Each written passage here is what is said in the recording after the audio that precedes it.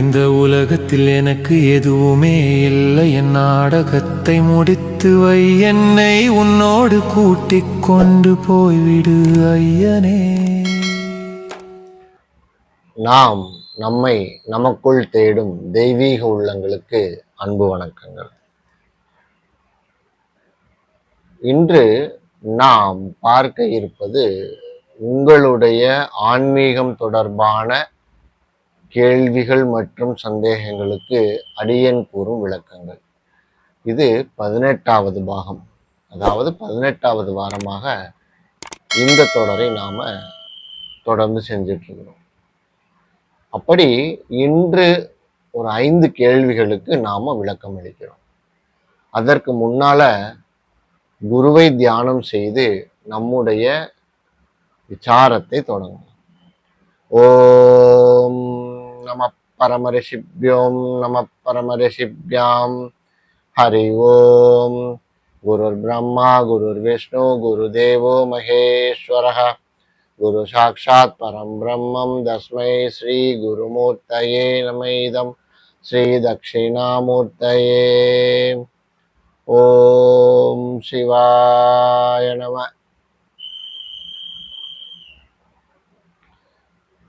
இந்த கேள்வி பதில்கள் தொடர் மூலம் என்ன மாதிரியான ஆழ்ந்த நிகழ்வுகள் அல்லது அனுபவங்கள் ஏற்படுதுன்னா, உங்கள் அனைவருடனும் ஒரு இணைப்பு, ஆத்மார்த்தமான ஒரு இணைப்பு ஏற்படுது.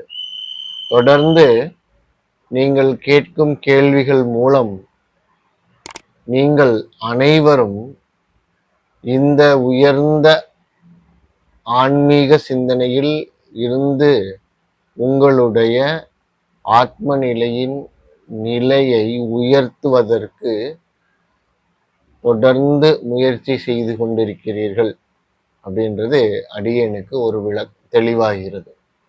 இதுல அடியேன் ஒரு சிறு தூண்டுகோலாக இருக்கணும் அப்படின்றதுக்கு தான் இந்த சோசியல் மீடியாவை நாம யூஸ் பண்ணிட்டு இருக்கிறோம். இப்போ நம்மளுடைய கேள்வி பதில் நிகழ்வுக்கு போகலாம்.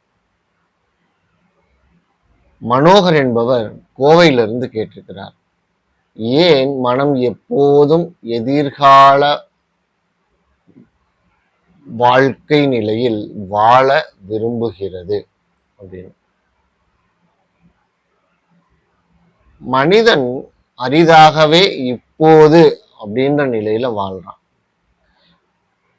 அவனுக்கு எப்போதும் நாளை நல்லதாக இருக்கணும், இதை அடைந்த பிறகு சந்தோஷமா இருக்கும், ஒரு நாள் கண்டிப்பாக எனக்கு அமைதி வரும் என்று எதிர்காலத்தில் ஓடிக்கொண்டே இருக்கிறான். ஏன் நாம ஆழ்ந்து யோசிச்சு பார்த்தோம்னா, நிகழ்காலத்தில் ஈகோவால வாழ முடியாது.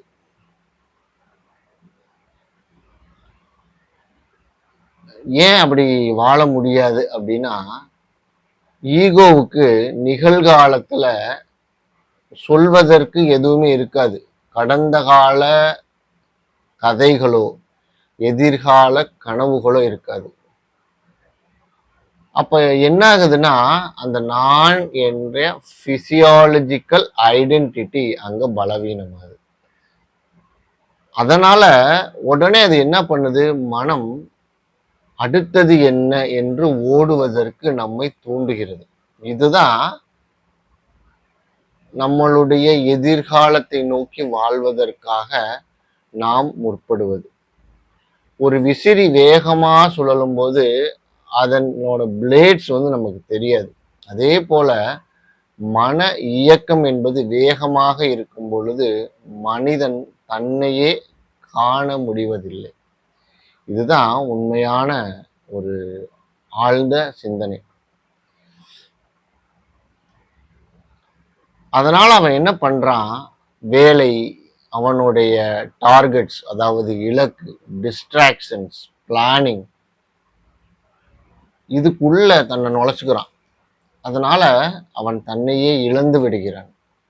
ஆனால் ஆழ்ந்த அமைதி எப்போது வருகிறது அப்படின்னு நம்ம பார்த்தோம்னா, மனம் எதிர்காலத்தில் இருந்து திரும்பி நவ் பிரசன்ஸ் இப்போது அப்படின்ற நிலையை தொடும் பொழுதுதான் மனம் ஒரு அமைதி என்ற நிலைக்கு வர ஆரம்பிக்குது. அதனாலதான் நாம் மீண்டும் மீண்டும் அனைவருக்கும் நினைவுறுத்துவது, நிகழ்காலம் என்பது நேரம் அல்ல, அது நம்முடைய ஆத்ம விழிப்புணர்வின் கதவு அப்படின்றது. அடுத்த கேள்வியாக ராஜேந்திரன் என்பவர் குற்றாலத்திலிருந்து கேட்டிருக்கிறார். ஏன் நாம் நம்மையே முழுமையாக ஏற்றுக்கொள்ள முடியவில்லை? இது மிகவும் மறைந்த ஆன்மீக வேதனை. இது பலர் வெளியில் கான்ஃபிடென்ட்டா நான் இருக்கிறேன், எனக்கு எந்த ப்ராப்ளமும் கிடையாது அப்படின்னு வெளியில தன்னை காட்டிக்கொள்ள முற்படுகிறார்கள். ஆனா அவங்களுக்கு உள்ள என்ன மாதிரியான உணர்வுகள் இருக்கும்னா, கில்ட், ஒரு குற்ற உணர்வு, ஒரு சேம்லெஸ்ஸா இருப்பாங்க, ஒரு இன்செக்யூரிட்டியா இருப்பாங்க, ஒரு செல்ஃப் ஹர்ட்டடா இருப்பாங்க என்ற பல உணர்வுகளை, சுமைகளை உள்ளே சுமக்கிறார்கள். ஏன்னா சைல்ட்ஹுட் முதல், அதாவது குழந்தை பருவம் முதல் ஒரு மனுஷன் கம்பேரிசன் மூலம்தான் வளர்க்கப்படுகிறான். நம்மளுடைய பெற்றோர்கள், இந்த சமுதாயம், இவைகள் எல்லாம் நமக்கு என்ன சொல்லி கொடுக்குது? நீ அவனை போல இருக்கணும், நீ இப்ப இருக்கிற நிலை உனக்கு போதாது, இன்னும் நிறைய செய்யணும், நீ இன்னும் சிறந்தவனாக ஆக வேண்டும். இந்த கண்டிஷனிங் மனதில் ஆழமாக பதிகிறது. அப்போ நமக்குள்ள ஒரு ஈகோ உருவாக ஆரம்பிக்குது. நான் இப்போது இருக்கும் நிலை போதாது அப்படின்னு நமக்கு நாமளே முடிவு பண்ணிடுறோம். இதுவே அனைத்து பிசியாலஜிக்கல் சஃபரிங் என்பதனோட ஆணிவேர். ஒரு மரம் நான் இப்போது மரமாக இருக்க வேண்டும் என்று நினைக்கவில்லை, அதனால் அது இயல்பாக வளர்கிறது. ஆனால் மனிதன் தன் இயல்பை மறந்து ஒரு இமேஜாக மாறுவதற்கு அல்லது அந்த இமேஜாகவே ஆவதற்கு முயற்சி செய்கிறான். ஒரு ஆழமான ஒரு ஹீலிங் நிலை அப்படின்னு சொல்லணும்னா, ஆன்மீகத்துல நான் இன்கம்ப்ளீட் அல்ல என்பதை உணர்வது. இதன் அர்த்தம் என்ன அப்படின்னா, பழக்கங்களை மாற்ற வேண்டாம் என்பது அல்ல, ஆனால் சுய வெறுப்பின்றி மாற்றம் செய்ய வேண்டும். அதுதான் உண்மையான டிரான்ஸ்ஃபர்மேஷன். அப்பதான் நாம் நம்மை அறிய முடியும். அடுத்த கேள்வியாக அறிவழகன் என்பவர் அருப்புக்கோட்டையிலிருந்து கேட்டிருக்கார். ஏன் சில நேரம் துன்பமே மனிதனை விழிக்க வைக்கிறது? இன்ப நிலைகளில் இவை நடப்பதாக தெரியவில்லை அப்படின்னு சொல்லியிருக்கிறார். இது மனிதன் சுகத்தில் இருக்கும் பொழுது அவன் பெரும்பாலும் வெளி உலக உணர்வுகளில் மூழ்கி இருக்கிறான். அவனுடைய ஆசை, அவனுடைய வெற்றி, அடையாளம், உறவுகளில் அப்படின்னு அது கூட மூழ்கிடுறான். அப்போ துன்பம் என்ற நிலை எப்படியெல்லாம் வருது? இழப்பு, மரணம், ஒரு ஹார்ட் பிரேக், தோல்வி, இவை வந்தால் திடீர்னு ஒரு கேள்வி எழுது, வாழ்க்கைனா என்ன? நான் யாரு? இதற்கெல்லாம் என்ன காரணம்? ஏன் எனக்கு மட்டும் இப்படி நடக்குது? ஏன்னா துன்பம் ஈகோவின் இல்லூஷனில் உடைக்கிறது. ஒரு இயற்கையின் அற்புதத்தை உங்களுக்கு நான் தினமும் நம்ம பார்த்துக்கிட்டு இருக்கிற விஷயத்துல இருந்து சொல்றேன். ஒரு முட்டை வெளியிலிருந்து உடைந்தால் அதற்குள் இருக்கும் உயிர் இறந்து போயிடும். அதே முட்டை உள்ளிருந்து உடைந்தால் ஒரு உயிரின் வாழ்க்கை தொடங்கும்.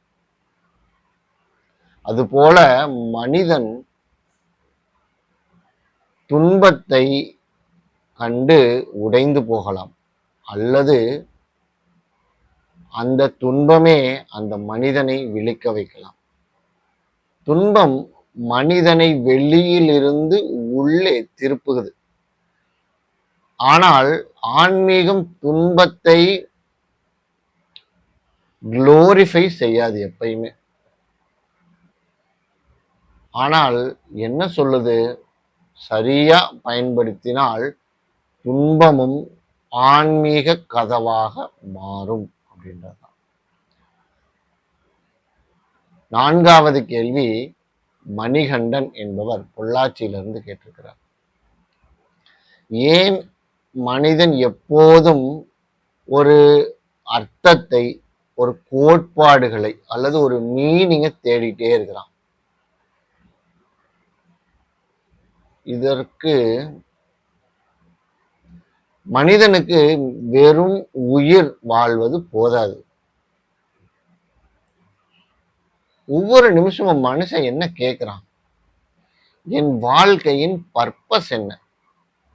நான் எதற்காக பிறந்தேன்? இப்ப என்னை சுத்தி நடந்துகிட்டு இருக்கிறதுக்கெல்லாம் என்ன அர்த்தம்? நான் வாழ்க்கையில ஏன் இப்படி எதையோ தேடி ஓடிக்கிட்டு இருக்கேன்? ஏன் இந்த தேடல்? ஏன்னா மனிதனுக்குள் ஒரு ஆழ்ந்த நினைவு உள்ளது. நான் வெறும் உடல் அல்ல அப்படின்ற எண்ணம். அந்த உள்ளார்ந்த அழைப்பே மீனிங்கை தேடுதலாக வெளிப்படுகிறது. ஆனால் நம்மளுடைய ஈகோ, அகங்காரம் அந்த மீனிங்கை வெளியில தேடுது. எதன் மூலமா? சாதனை, புகழ், நம்மளுடைய பவர், ரெகக்னேஷன், ரிலேஷன்ஷிப்ஸ். ஆனால் இவை டெம்பரவரி.